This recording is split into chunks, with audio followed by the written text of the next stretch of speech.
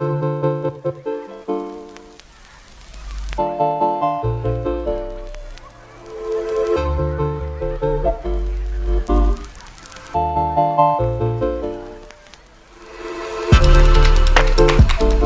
guys, welcome back to Y'all Hearing This. My name is Kay. Thank you so much for coming and joining us over here on Patreon.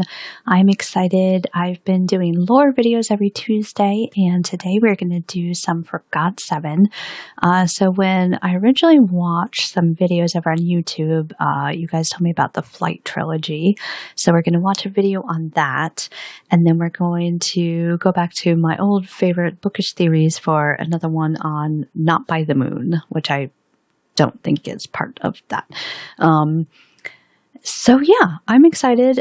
We will definitely be doing some more GOT7. I know there's more out there. I don't know if they have an overarching like storyline in general, or if it is kind of like, you know, they had the Flight Log trilogy and then they have like stories within the MVs.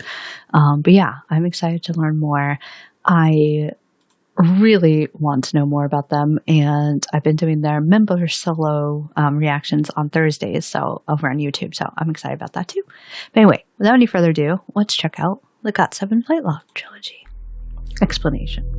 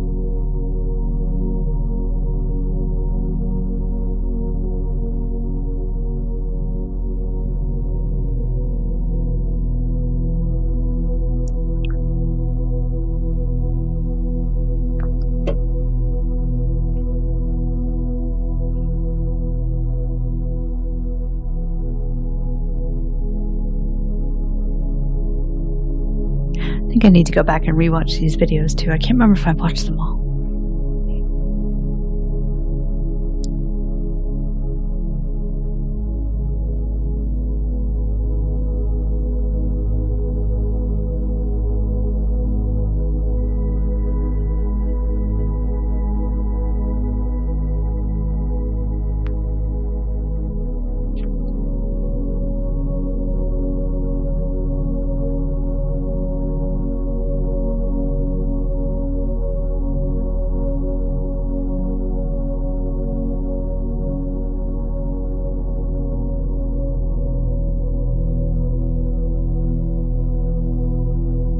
Oh, gotcha.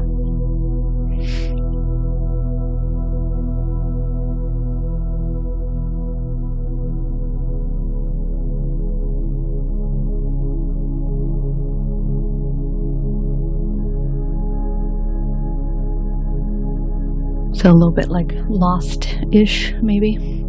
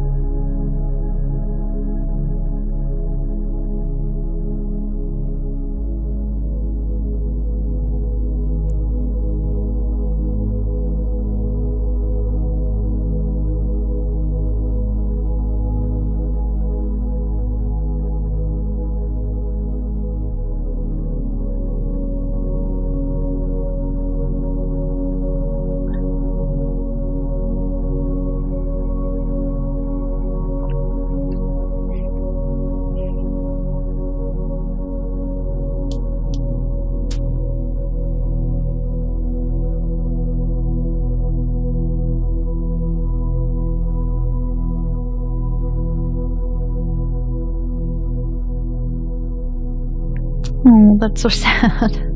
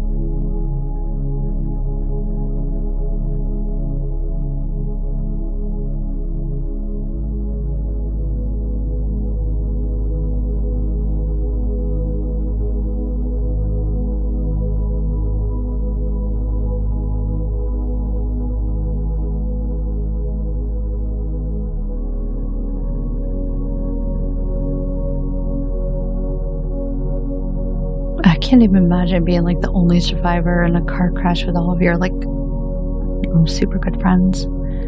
Being the only one.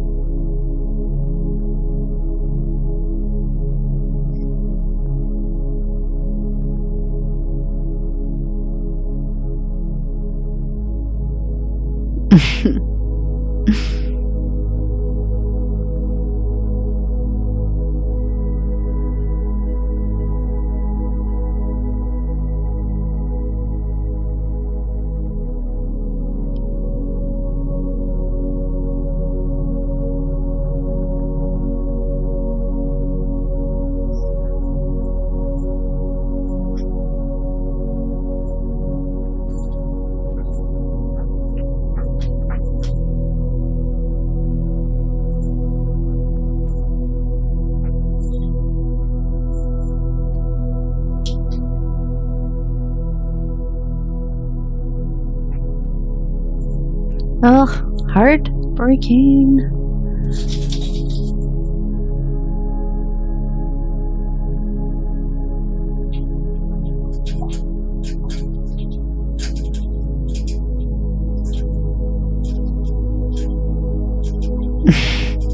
They do look like they're having the best time in the back.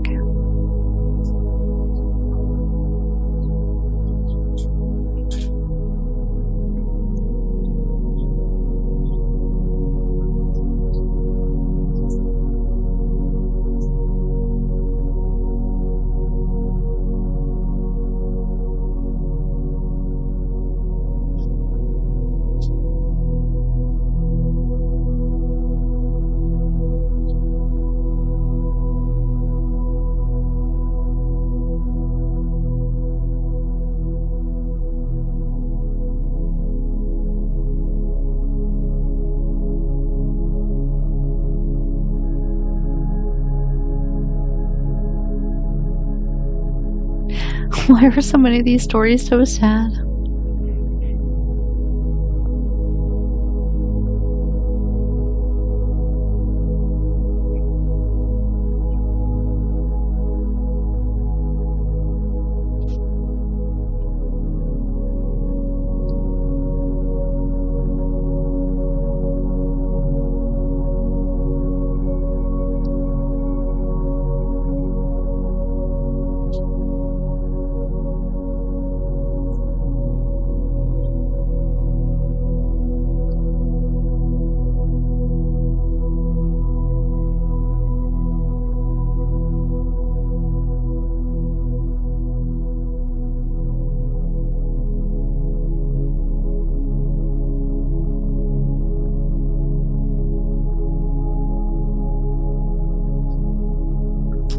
Oh.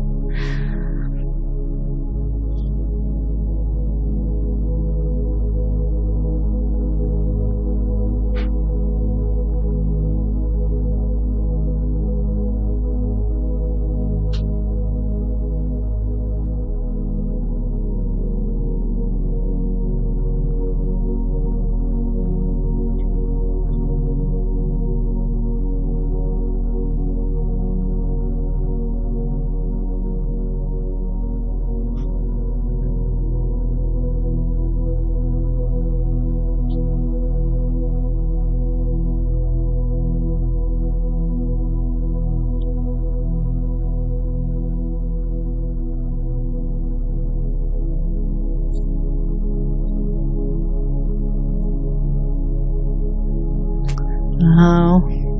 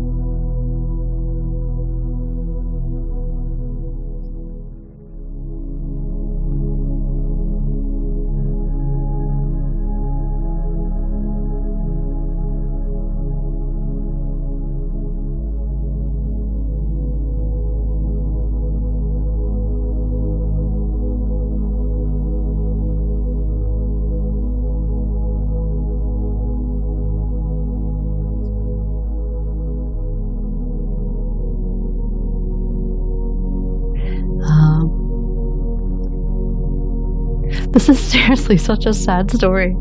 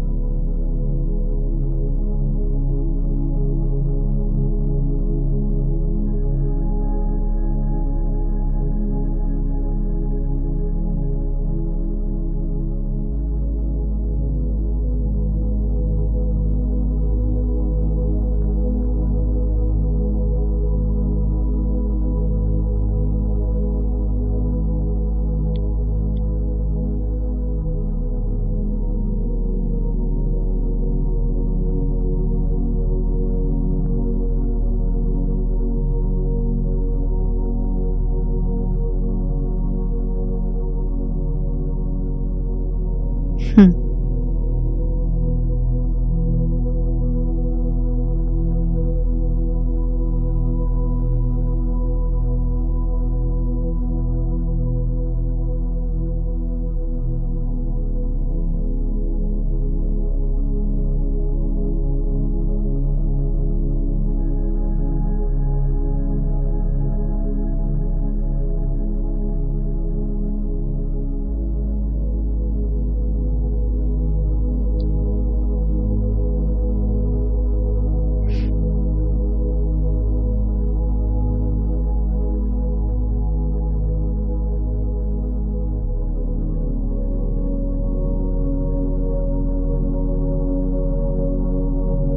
I think it's incredibly sad is what I think, but that was good.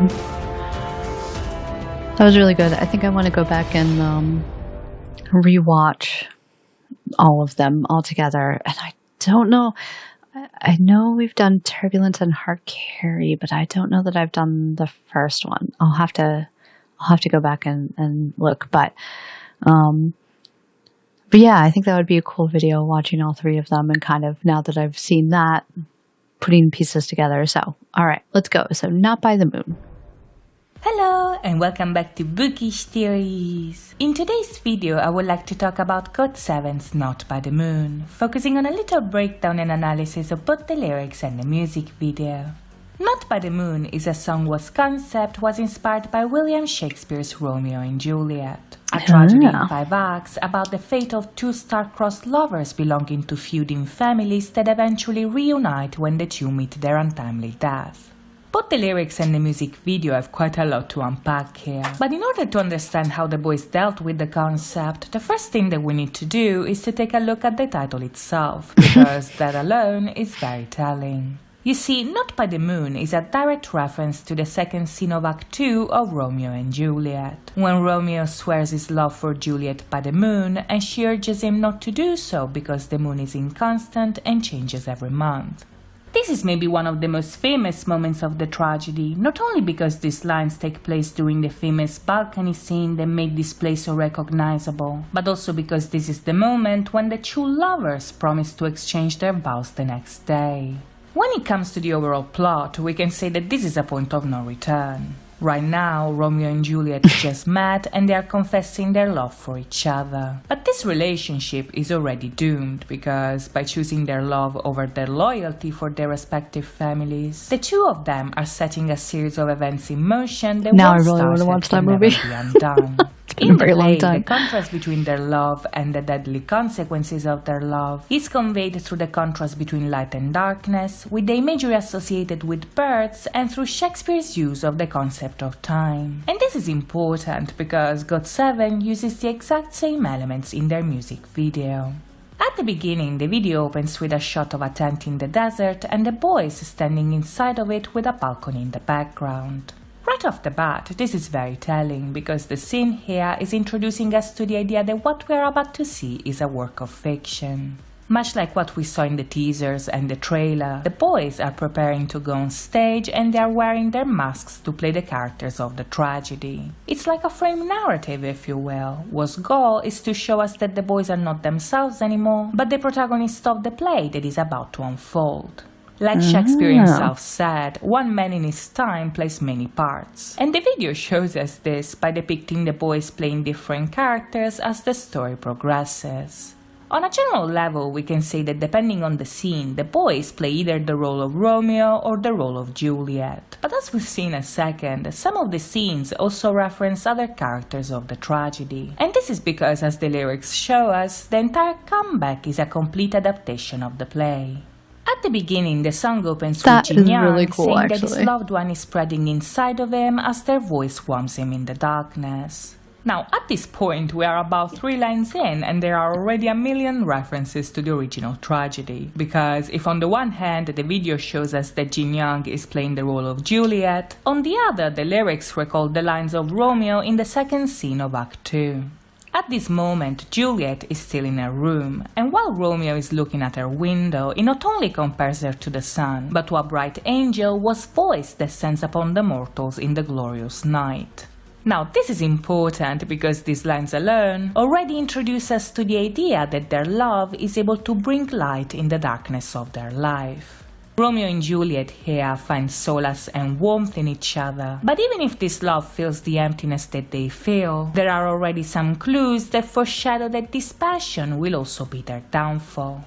You see, in the story, Romeo and Juliet are very young, and their tragedy is consumed in the span of a few days. So the love that they feel for one another is both exciting and destructive, because if on the one hand their love frees them from the responsibilities of their families, on the other it imprisons them within their own passion. In the music video, this idea is perfectly conveyed in Bam Bam's scene, where we see him surrounded by blue lasers as he stands in the darkness. Now, in this scene, Bam Bam is playing the role of Romeo, and this is confirmed by the fact that his prison is made out of blue lights, which is a color that in the play is often associated to Juliet. This implies that even if this love colors them and that their union will tie them together, their passion is also a prison, and this idea is perfectly conveyed with the pun between the word die as in color and the word die as in death. Now, in English, these two words are obviously pronounced the same, but what's interesting here is that in Old English, to die was sometimes spelled with a Y, thus showing us that the love that colors their life today will be the source of their death tomorrow. As I mentioned earlier, this concept is also expressed through the contrast between light and darkness, and GOT7 uses this device to convey the very same idea. If you look closely, the video is dominated by black and white, black representing the darkness and white obviously representing the light. And this is a great metaphor for their love brightening their existence, because if on the one hand black implies the absence of color, by definition white is the combination of all colors put together. The problem here is that white is also the color of death. So you can see that both the lyrics and the music video here are already cluing us in on the idea that their destiny is already sealed. For now, however, the love of Romeo and Juliet is still a source of life, and this brings us to Jackson's scene, where Jackson is portrayed on a throne and surrounded by opposing forces. See, Paris. If you look closely, his lines are extremely neutral, meaning that according to the circumstance, what he's saying here applies to both Romeo and Juliet. And this makes sense because Jackson here is playing the role of Prince Aeschylus, which is the ruler of Verona and maybe the only balancing force within the entire play. In the tragedy, the prince is a symbol of the law and the only one who tries to bring peace between the Capulets and the Montagues. So while the two families fight around him, Jackson speaks for both Romeo and Juliet. By the time we get to the chorus, the lyrics are an almost exact adaptation of the original play. Oh, yeah. Much like Juliet, JB and Eugium urge their loved one not to swear by the moon because of its inconstant nature, but also not to take their vow unless their kiss is as eternal as this promise. In this context, their union is meant to dye them, that is, to color them. But once again, these lines foreshadow that something bad is about to happen. And JB's scene reinforces this idea because in the video we see him exchanging one portion for another. Now, this is an obvious reference to the misunderstanding that leads to the death of both Romeo and Juliet. Because in the story, the girl takes a sleeping potion to fake her own death, but Romeo poisons himself thinking that his wife is really dead. What's interesting here is that during this scene we also get the first appearance of these hooded figures right here. And this is important because their presence gets more and more evident as the video progresses. Now, this is a really interesting addition because the hooded figures are a reference to a popular theatrical device that was used in a lot of productions of the play during the 20th century. You see, in these productions, the figures were used to convey a sense of dread and impending doom. So they appeared during the prologue that foreshadows the fate of the characters and during the final act of the tragedy, which incidentally is exactly what happens in the case of GOT7. As we'll see in a second, however, these figures are also important to express the idea of time in the video. But for now, let's focus on Eugium. Now, when it comes to his scene, his character is a bit of a mix, because I think that in this case he's playing both Romeo and Friar Lawrence, which is the one who weds Romeo and Juliet, but also the one who gives Juliet the sleeping potion. I'm saying this because Yu-Gi-Oh here has a cross earring, a necklace that looks like a rosary, and is surrounded by plants, which are all symbols that in the play are associated with Friar Lawrence. But the presence of the lightning and the birds also recall Romeo, because if the lightning is yet another reference to the second scene of Act 2, the bird is a recurring symbol that represents the lovers' power over one another as well as their love. During the very same scene, Juliet urges Romeo to go, but at the same time she doesn't want him to leave, so she compares her love to that of a child that has a little bird in his hands but doesn't want to free it even if he should. In her lines, Juliet calls the bird a prisoner, but Romeo replies that he wants to be this bird, thus confirming the idea that they are each other's prisoners. The point here, however, is that they chose to be because their love colors them and heals their scars. It's like something that frees them from the past and gives them hope for the future. But as Mark's scene shows us, the illusion of light that their love gives them is tainted by the shadows that surround them, meaning that despite their best efforts, the war between the two families will transform their love from a source of light to a source of death. If you look closely, when Ben says that she is the reason he is alive, he escapes the prison of love and goes back to the darkness. And right after, Mark expresses his intention to be dyed with the other person as the shape of a white dress appears in his arms. These are all signs that foreshadow that the union that is meant to save them is the very same thing that will end up killing them. And if this idea is reinforced by the reappearance of Jackson and the feuding families, the tragedy eventually unfolds when Young-jae takes the stage. Now in the video, Young-jae is obviously playing the role of Juliet, which is something confirmed by the fact that he's wearing blue and that he's laying in the crypt where Romeo finds Juliet when she is paralyzed by the potion.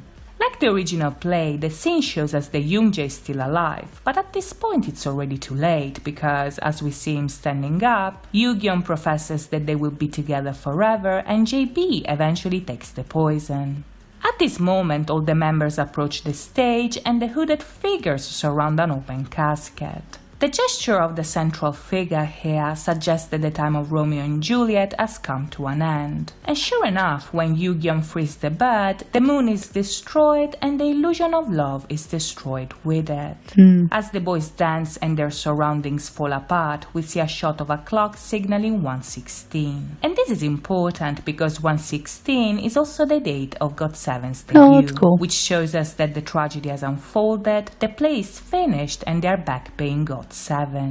As I mentioned earlier, however, one man in his time plays many parts. And when it comes to the boys, GOT7 themselves is one of these parts. So at the end of the video, the frame narrative closes by showing them leaving the theater and traveling through the desert. The play has ended and the actors have left the stage, but even if the story is done, their journey continues both in life and on screen.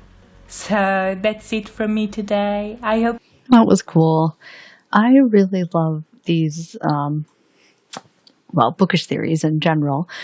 She's awesome. I could listen to her talk forever, but I really love diving into these lore videos, even if it's not, like I said, like an overarching storyline. It's still really cool to see like just how much thought goes into it. And that's really cool that the whole comeback was about Romeo and Juliet. It's one of my favorite plays. But anyway, okay. I'll definitely be doing some more GOT7. There are a ton of videos out there. But yeah, I kind of wanted to dip my toe in and check them out anyway.